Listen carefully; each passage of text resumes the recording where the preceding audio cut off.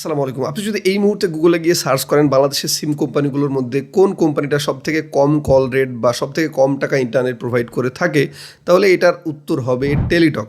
আবার আপনি যদি গুগলে গিয়ে সার্চ করেন বাংলাদেশের কোন সিম কোম্পানিটার সবথেকে গ্রাহক সংখ্যা কম, সেটার উত্তরও হবে কিন্তু টেলিটক।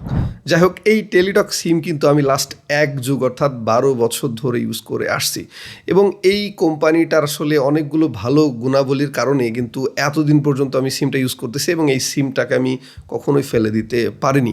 যদিও টেলিটকের বিরুদ্ধে প্রচুর পরিমাণ অভিযোগ আছে গ্রাহকদের, যে কারণে কিন্তু এই কোম্পানিটার গ্রাহক সংখ্যা দিন দিন বাড়ার বদলে আস্তে আস্তে কিন্তু কমেই যাচ্ছে।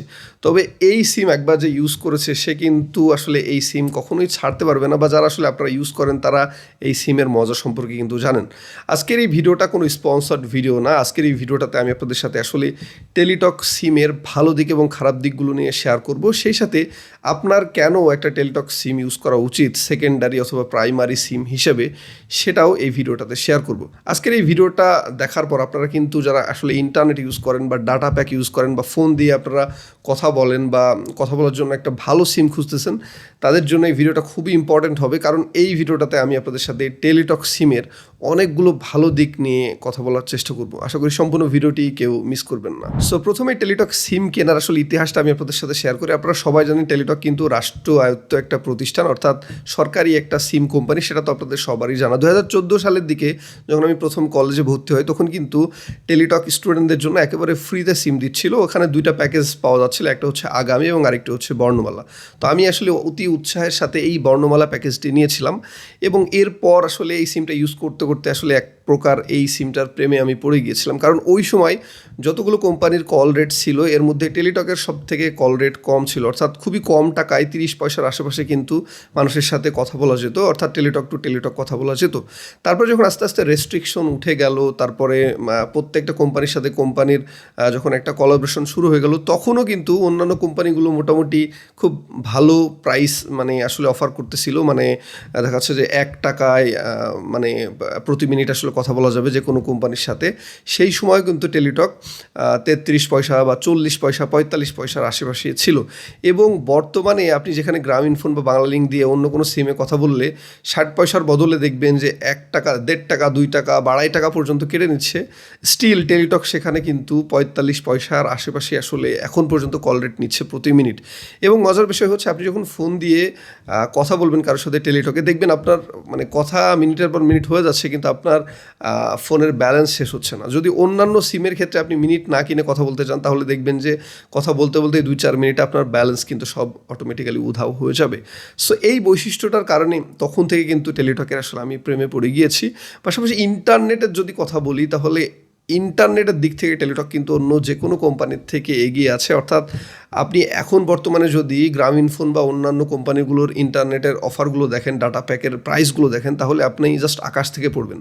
যেমনি গ্রামীণ ফোনকে এক প্রকার ডাকাত বলা যায়, তারা আসলে এখন 99 টাকা বা 97 টাকায় মাত্র 2 জিবি বা 3 জিবি ইন্টারনেট দিচ্ছে, যেটা আবার মাত্র 3 দিনের জন্য। এটা হচ্ছে এখন তাদের সর্বনিম্ন মিনি প্যাক বলা যেতে পারে। আর আপনি যদি টেলিটকেরটা দেখেন, টেলিটকে কিন্তু এখনও মাত্র 16 টাকা থেকে শুরু করে আসলে আপনি ডাটা প্যাক পেয়ে যাবেন 1 দিনের জন্য, 2 দিনের জন্য, 3 দিনের জন্য, 7 দিনের জন্য। এবং 1 মাসের প্যাকেজ যেগুলো আছে 30 দিনের, সেগুলো কিন্তু খুবই কম টাকায়, অর্থাৎ 100 টাকায়, 150 টাকায় বা 200 টাকার আশেপাশে অনেক ভালো ভালো প্যাকেজ পাওয়া যায়, যেটা আসলে টেলিটক যারা ইউজার আছেন তারা কিন্তু সবাই জানেন।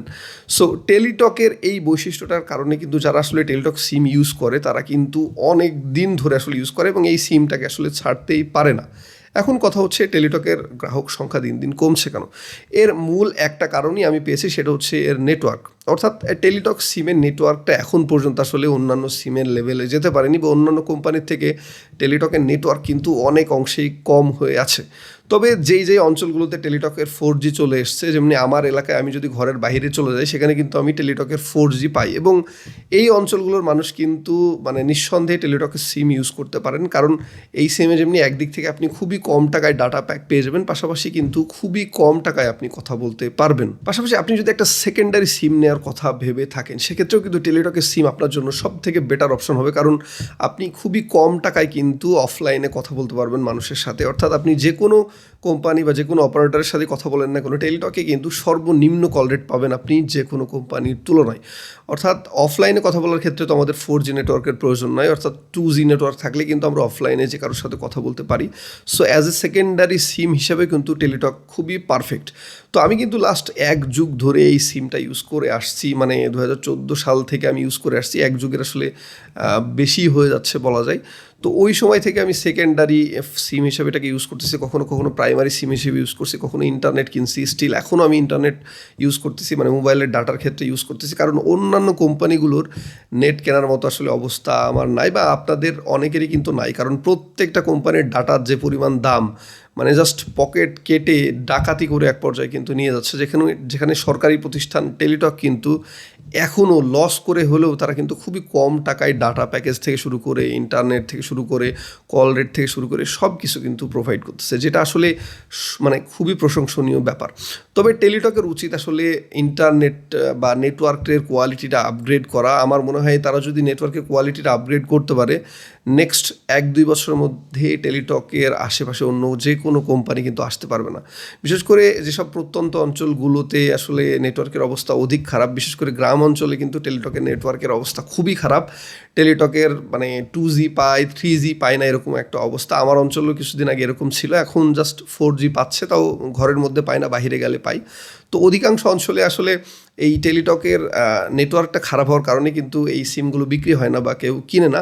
তবে যারা আসলে টেলিটকের সিম ইউজ করতেছেন অনেক দিন ধরে, তারা কিন্তু জানেন যে এই সিমটা ইউজ করে কতটা মজা।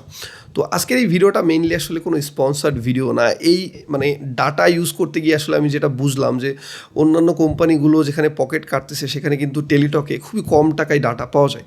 সো আপনারা যারা স্টুডেন্ট আছেন বা যারা শহরে থাকেন বা যারা আসলে অল্প টাকায় ডাটা কিনতে চান, যাদের খুবই প্রয়োজন, তারা কিন্তু টেলিটকের ইন্টারনেট কিনতে পারেন বা টেলিটকের একটা সিম কিন্তু সেকেন্ডারি সিম হিসেবে ইউজ করতে পারেন। এখানে আপনারা খুবই কম টাকায় ইন্টারনেট কিনতে পারবেন, খুবই কম টাকায় কল রেট পাবেন, পাশাপাশি খুবই মানে ভালো স্পিড পাবেন। বিশেষ করে শহর অঞ্চলে কিন্তু খুবই ভালো ইন্টারনেট স্পিড দিয়ে থাকে টেলিটক। এটা আমি প্র্যাকটিক্যালি কিন্তু এক্সপিরিয়েন্স করেছি, কারণ এই সিম আমি গ্রাম শহর সব জায়গায় কিন্তু মোটামুটি ইউজ করেছি। তো এই ছিল আজকের মতো। আর আসলে যারা স্মার্টফোন ইউজ করেন তাদের জন্য কিন্তু ইন্টারনেট ইউজ করাটা বা সিম ইউজ করাটা বাধ্যতামূলক। এই কারণে আসলে কোন সিমটা আপনাদের জন্য বেস্ট হতে পারে ইন্টারনেট সার্ভিসের ক্ষেত্রে বা কল রেটের ক্ষেত্রে, সেটাই আসলে আপনাদের সাথে শেয়ার করার চেষ্টা করলাম। পাশাপাশি আমাদের রাষ্ট্রীয় প্রতিষ্ঠান হওয়ার কারণে টেলিটককে কিন্তু আমাদের সবারই সাপোর্ট করা উচিত, এবং টেলিটকের উচিত কিন্তু আমাদের সবার জন্য নেটওয়ার্কটা আরও স্মুথ করা, ভালো করা, যার ফলে কিন্তু আমরা খুবই অল্প টাকায় বা মোটামুটি একটা মানে বাজেটের মধ্যে কিন্তু ইন্টারনেট ইউজ করতে পারবো বা ডাটা ব্যবহার করতে পারবো।